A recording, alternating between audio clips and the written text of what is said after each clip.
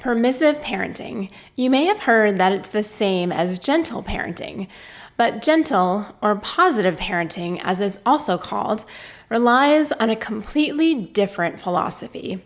I'm Marisa from Call to Mothering, and I encourage and equip moms who are raising toddlers to teens.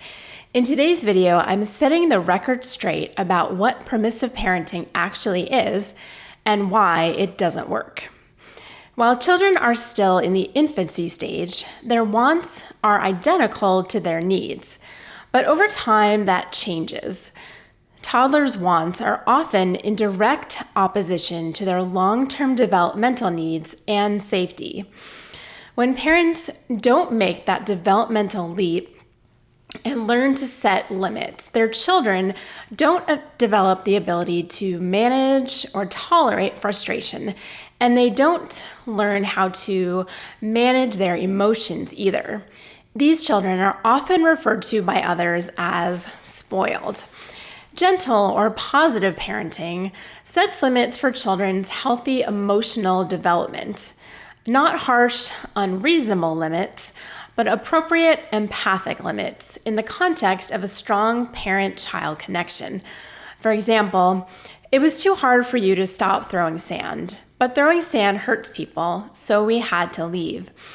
Soon, I know that you will be able to stop yourself, so we can stay and play. We can try again tomorrow. On the other hand, permissive parents reject the idea of setting limits at all because they don't want to incite a tantrum or have their child be angry or upset with them. In this kind of parent-child relationship, the child calls all the shots, and the parent has little to no authority. The parent consistently defers to what the child wants in the moment, rather than establishing boundaries that will benefit the child long term. Here's what ends up happening. 1, the child desires are met at the expense of someone else. For instance, a sibling, the parent, the restaurant where the family goes to dinner, etc. Beyond the impact on the sibling or the restaurant or the parent, this is bad for the child. She learns that she always gets her way in relationships, which will ultimately make it hard for her to make friends or have satisfying romantic relationships eventually. This is why we think of kids raised permissively as self-centered or spoiled. 2, the child learns that disappointment and sadness are intolerable. When she realizes on some level that her parents will do almost anything to not let her experience disappointment, she then spends the rest of her life doing whatever is necessary to avoid what she fears will be unbearable. Fending off disappointment will necessitate her doing things that end up being destructive to her, possibly including avoiding all risks, insisting that she must have her way, or cheating to win. 3, the child's ability to achieve success in life is sabotaged.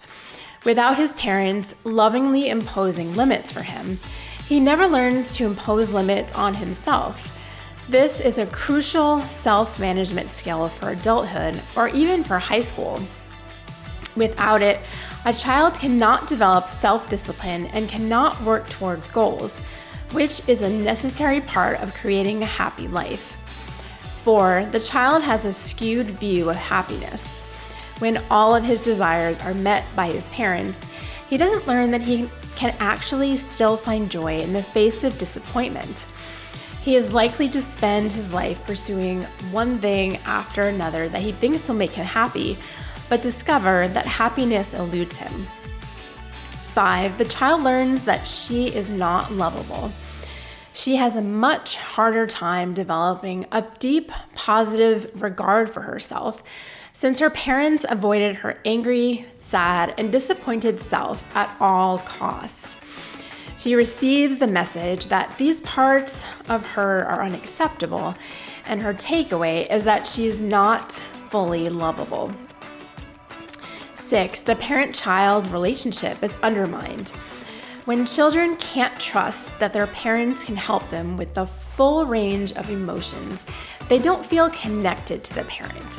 When a child doesn't trust that parents will enforce rules that keep him healthy and safe, Okay, I guess you don't have to wear your bike helmet if it makes you that unhappy. Okay, I guess you can keep playing that video game instead of doing your schoolwork. He becomes even more challenging, looking for limits and proof that he's actually loved. Then, when a child disrespects the parent in this way, naturally the parent gets angry and resentful and is less nurturing. So, setting limits is crucial to your child's emotional resilience and overall development.